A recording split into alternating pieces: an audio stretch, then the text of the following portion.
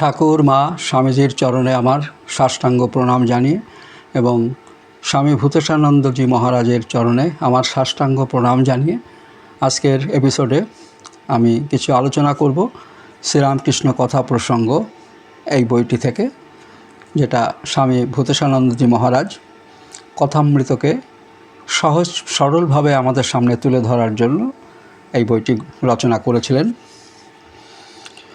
আজ আমি আপনাদের এমন একটি বিষয় নিয়ে আলোচনা করতে চাই, যে বিষয়টি আমি এর মুখবন্ধ করছি। আমার উপলব্ধিতে যেটা ধরা পড়েছে সেটি আমি প্রথমে বলে নিই, তারপরে শুরু করছি। ঠাকুর বলছেন, কিন্তু হাজার বিচার করো, সমাধিস্থ না হলে শক্তির এলাকা ছাড়িয়ে যাবার জো নাই। তাহলে এর আগের ভিডিওতে আমরা শক্তি সম্পর্কে খানিকটা আলোচনা করেছি, যে ব্রহ্মই বস্তু আর সব অবস্তু শক্তি ও স্বপ্নবৎ অবস্তু, এটা বলেছি। তাহলে দেখুন, এটি কিন্তু আমার উপলব্ধিতে যেটা ধরা পড়ছে, যে বিজ্ঞানের যে ব্যাখ্যা, সেই ব্যাখ্যার সঙ্গে কিন্তু একটা সুন্দর মিল পাওয়া যাচ্ছে। যেরকম আমাদের পৃথিবী, আমরা উপরের দিকে তাকালে আকাশ দেখি, কিন্তু আকাশে এরোপ্লেন উঠছে, এবং আকাশে আমরা যদি বহু উপরে যদি উঠতে চাই, আমাদের যে এই পৃথিবীর যে পরিসীমাগুলো রয়েছে, এই পরিসীমার বাইরে চলে গেলেই কিন্তু আমরা অক্সিজেনের অভাব বোধ করব। এটা আমাদের ঝড় বৃষ্টি এবং আমাদের যে প্রকৃতি, এই পৃথিবী পৃষ্ঠ থেকে অন্তত 3-4 কিলোমিটার পর্যন্ত বিস্তৃত, এবং এটা ভূগোলের ভাষা এবং বিজ্ঞানেরও ভাষা, সেগুলো আমি বলছি না। কিন্তু এটাকেই আমরা যদি শক্তির এলাকা ভাবি, এর বাইরে যখন আমরা অন্য কোনো গ্রহে যখন যানে করে যাচ্ছি, তখন কিন্তু একটা ঠেলে এই আকর্ষণের বাইরে ঠেলে দেওয়ার জন্য কিন্তু নিচে থেকে একটা উৎক্ষেপণ করা হয়, যেটা আমরা বলি যে আমাদের যে কেন্দ্রগুলো থেকে আমাদের রকেটগুলো ছাড়া হয়, সেখান থেকে উৎক্ষেপণ যখন করা হয়, তখন ওই পর্যন্ত ওই সীমার বাইরে বের করে দেয়।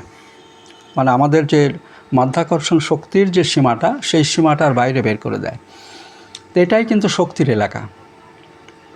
তাহলে এই শক্তির এলাকা বলতে খানিকটা ধারণা যদি হয়ে থাকে, তাহলে বলবো যে এই আমাদের প্রকৃতির যে শক্তি, সেই শক্তিকেই যদি আমরা ধরি, তাহলে এই শক্তির এলাকা ছাড়াতে গেলে যেরকম একটা ফোর্স দরকার, যে ফোর্সে আমরা ওটার বাইরে যেতে পারি, আধ্যাত্মিক ক্ষেত্রেও কিন্তু তাই।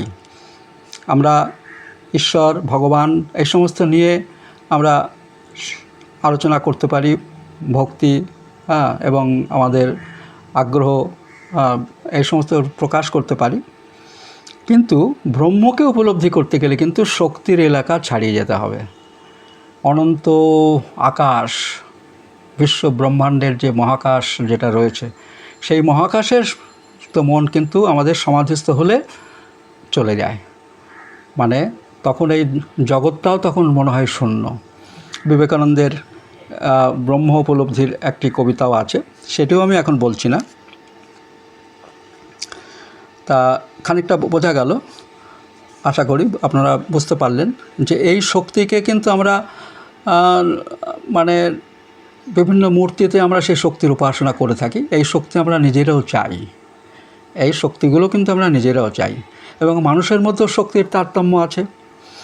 বিদ্যাসাগরকে ঠাকুর যেরকম বলেছিলেন, তার সবার কাছে তো লোকে যাচ্ছে না, তোমার কাছে আসে কেন? কারণ তুমি একটা শক্তির আধার হয়েছ। এইসব যে বিদ্যাসাগর, রামমোহন, কেশবচন্দ্র সেন, এরা তো একটা শক্তির আধার। আমাদের এই মতো কিন্তু তাদের সমস্ত ইন্দ্রিয়গুলো রয়েছে, চক্ষু, কান, নাসিকা সমস্তই রয়েছে, কিন্তু এরা একটু নিজেকে শক্তি অর্জন করতে পেরেছিলেন, আধ্যাত্মিক শক্তি অর্জন করেছিলেন। যাই হোক, তো বিজ্ঞানীরাও সেদিক থেকে শক্তিমানই বটে। তার কারণ যখন তারা মহাকাশে যখন যাচ্ছে, মহাকাশের যে একটা কল্পনা, মহাকাশের সম্পর্কে ধারণা তাদের ভেতরে তো তৈরি হয়। এ তো ঈশ্বরই দিয়েছেন, এবং ঈশ্বরেরই এগুলো তার উপলব্ধি। যাই অনেক বিষয় যাওয়া যায়, কিন্তু একসঙ্গে অনেক বিষয় গেলে এটা গণ্ডগোল হয়ে যাবে। তাহলে যে অবস্থায় আমি শুরু করছি, যে অবস্থায় কোনো ক্রিয়ার বোধ থাকে না, জগতের বোধ থাকে না, সেই অবস্থাকে বলছেন সমাধিস্থ অবস্থা। সেই অবস্থায় সাধক শক্তির এলাকা ছাড়িয়ে যান বটে, কিন্তু যতক্ষণ পর্যন্ত জগতের বোধ আছে, যতক্ষণ পর্যন্ত আমি বোধ রয়েছে, ততক্ষণ পর্যন্ত শক্তির এলাকা ছাড়িয়ে যাবার জো নাই। এখানে একটা সুন্দর উদাহরণ দেওয়া যায়, এটা আমি নিজের উপলব্ধি থেকে বলছি। ধরুন মহাকাশে আমি বা আমার মতো খুব সাধারণ মানুষ মহাকাশ যানে চড়ে বসলাম। আমাদের দেহবোধ তখন কিন্তু প্রবল হয়ে উঠবে, বাঁচব তো, উপরে উঠে যদি মারা যাই, এই বোধ, তার মানে আমাদের দেহবোধটা থাকছে। কিন্তু যারা এইটার মহাকাশ যানে চড়ে যারা মঙ্গল গ্রহে যাচ্ছে কি চন্দ্রেতে যাচ্ছে, তাদের এই দেহবোধটা তারা ছাড়তে পেরেছেন, নইলে তো প্রাণ ভয়েই সে তো অস্থির মারা পড়ে যেত। তাহলে সেই মায়া মমতাও তিনি ত্যাগ করতে পারছেন, অন্য পথে, বিজ্ঞানের পথে করছেন। কিন্তু এটাও তো পথ, ঠাকুর তো বলছে যত মত তত পথ, কাজেই এই সবই তো পথ। কাজেই ঈশ্বর উপলব্ধি যে শুধু আমরা যে একটা দেবতার মধ্যেই করব তা নয়, আমরা বিজ্ঞানের মাধ্যমেও সেই উপলব্ধির জায়গায় পৌঁছতে পারি। অত অন্য নামে আমরা বলছি, নামটা আলাদা হতে পারে, কিন্তু আমরা তো উপলব্ধিই করছি। আর আমার মতো বা আপনার মতো মানুষকে যদি ওখানে পাঠানো হয়, তাহলে আমাদের ভয়ের শঙ্কায় বা যাদের ছেড়ে যাচ্ছি তাদের আর দেখতে পাবো কি না ঠিক নেই, এই সমস্ত আতঙ্কে কিন্তু আমরা আদমরা হয়ে যাব। কাজে আমাদের পক্ষে তখন ওই ধারণাকে করা সম্ভব নয়। আধ্যাত্মিক ক্ষেত্র ঠিক তাই, সেম জিনিস। এই আমিবোধ যতক্ষণ ঠাকুর এই কথাই বলছেন, হাজার বিচার করো, সমাধিস্থ না হলে শক্তির এলাকা ছাড়িয়ে যাবার জো নাই। তো সমাধিস্থ হলে তখন কিসের সংসার, কিসের ঘর দোর, স্ত্রী পুত্র পরিবার, সমস্ত কিছু থেকে যদি নিজের মনকে বিচ্ছিন্ন না করে নেওয়া যায়, ওই সংসার করছি কিন্তু যেন রাজার বাড়ির কর্মচারীর মতো বা বড় লোকের বাড়ির দাসীর মতো, এই মনোভাবটা নিয়ে ঠাকুর এগুলো গঠন করতে বলেছেন নিজের মনকে। এই মনোভাব থেকেই কিন্তু গঠন তৈরি হবে। হাজার জপ ধ্যান করলেও কিন্তু এইগুলো নিজের মনে মনে প্র্যাকটিস না করলে এই জিনিসগুলো তৈরি হয় না। আমি ধ্যান করছি, আমি চিন্তা করছি, এসব শক্তির এলাকার মধ্যে, শক্তির ঐশ্বর্যের মধ্যে। কারণ আমি বলশালী হতে চাই, এই যে ধ্যানের মাধ্যমে আমার একটা বাসনা থেকে যাচ্ছে, এই শক্তি অর্জন করব, আমি ঈশ্বর দর্শন করব, এ তো বাসনা। তাই ব্রহ্ম আর শক্তি অভেদ, এককে মানলেই আর একটিকে মানতে হয়। এই বলে ঠাকুর এই দুটি অভিন্ন বস্তুরই গ্রহণ যে অবশ্য প্রয়োজনীয় এ কথা বলছেন। ঠাকুরের কিন্তু এই কথাটি নতুন। ঠাকুরের এই কথাটি বেদান্ত দর্শনের দিক দিয়ে যেন একটি নতুন ধারার কথা। যদিও ঠিক নতুন বলা চলে না, বলা যায় বেদান্ত দর্শনে শক্তির আপেক্ষিক সত্তা মাত্র স্বীকৃত, কিন্তু ঠাকুর সেই শক্তির উপর বিশেষ জোর দিয়েছেন। যতক্ষণ আমরা শরীর মনে আবদ্ধ, ততক্ষণ শক্তির গুরুত্ব উপেক্ষণীয় নয়।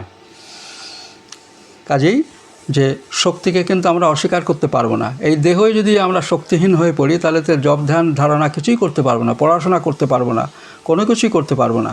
কাজেই শরীরের দিকে আমাদের তো এখানে নজর দিতে হচ্ছেই। কাজে এটাও দীর্ঘদিন অভ্যাসেই এটা থেকে বেরোনো যাবে। যাই হোক, তা আমি এর পরের অংশে যাচ্ছি। বেদান্ত দর্শনে শক্তির আপেক্ষিক সত্তামাত্র স্বীকৃত। বেদান্ত দর্শনে শক্তির আপেক্ষিক মাত্র স্বীকৃত, কিন্তু ঠাকুর সেই শক্তির উপর বিশেষ জোর দিয়েছেন। যতক্ষণ আমরা শরীর মনে আবদ্ধ, ততক্ষণ শক্তির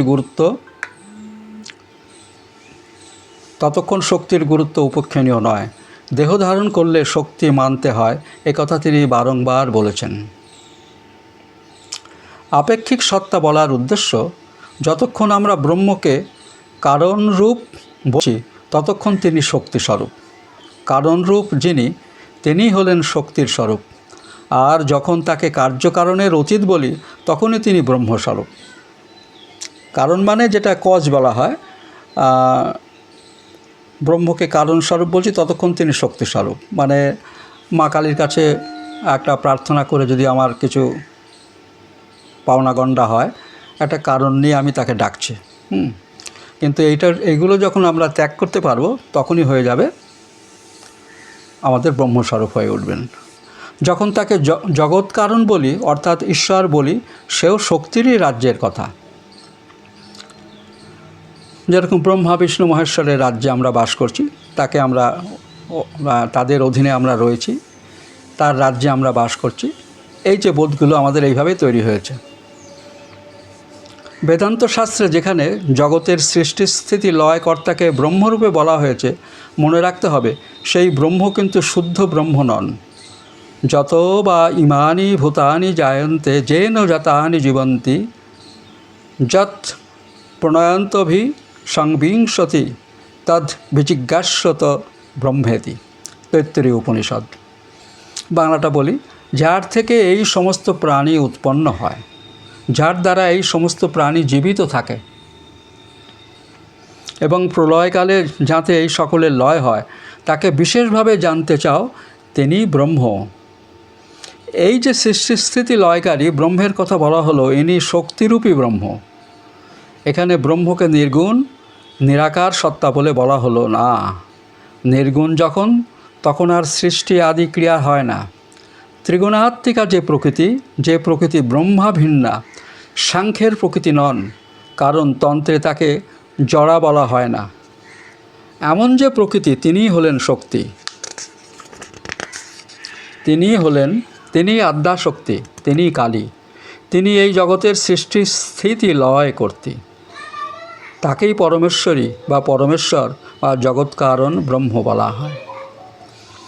তাহলে আমরা ব্রহ্মা, বিষ্ণু, কালী, মহেশ্বর যাকে আমরা যা বলি না কেন, এরা একটা শক্তির এলাকার মধ্যে রয়েছে এবং শক্তি নিয়েই কিন্তু তাদের পদগুলোও কিন্তু একটা শক্তি নিয়েই সৃষ্টি হয়েছে। কিন্তু এরা সগুণ ব্রহ্ম তো বটেই, কারণ সর্বময় ব্রহ্ম, কাজে সেই হিসাবে তারাও তো ব্রহ্মই। কিন্তু যখন আমরা এইগুলোর কারণগুলো ছাড়িয়ে যখন যাব, তখনই কিন্তু আমরা সেই নির্গুণ ব্রহ্মের দ্বারে পৌঁছব। সুতরাং এই দৃষ্টিতে মনে রাখতে হবে যে ঈশ্বর পর্যন্ত শক্তির মধ্যে, শক্তির বাইরে নন। ঠাকুর বলছেন যে আমি ধ্যান করছি, আমি চিন্তা করছি, এসব শক্তির এলাকার মধ্যে, শক্তির ঐশ্বর্যের মধ্যে। তাহলে যতক্ষণ আমি কিছু চাইছি, সে তো আমার এগুলো যে কোনো বিষয়ে একটা শক্তি বৃদ্ধির জন্যই চাইছি। আমি যে বিদ্বান হতে চাই, সেটাও তো একটা শক্তি, সে শক্তিরই আরাধনা করছে। আমি যদি মন্ত্রী হতে চাই, রাজা হতে চাই, সেটাও শক্তির মধ্যেই পড়ছে, সেও শক্তির এলাকার মধ্যেই আমরা থাকছি।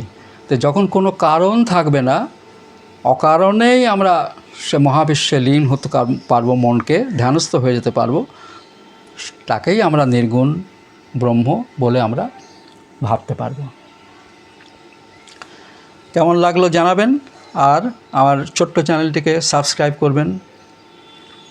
যদি আপনাদের অন্য কোনো বিষয় জানবার বা শোনবার ইচ্ছা থাকে, সেটাও একটু কমেন্টসে জানাবেন। আপনাদের কমেন্টস পেলে আরেকটু বিষয়গুলো আমি নির্বাচন করব সুন্দরভাবে, কারণ চাহিদা অনুযায়ী তো মানে মার্কেটে যেটা চলে সেই ব্যাপারগুলো তো স্থির করা যায়। আপনারা ভালো বলছেন, লাইক করছেন, শেয়ার করেছেন, সেটা সবই জানছি, সাবস্ক্রাইব করেছেন, কিন্তু এই জিনিসগুলো দরকার। তাহলে আজ এখানেই শেষ করলাম। ধন্যবাদ, নমস্কার। সকলের ঈশ্বরের মতি হোক।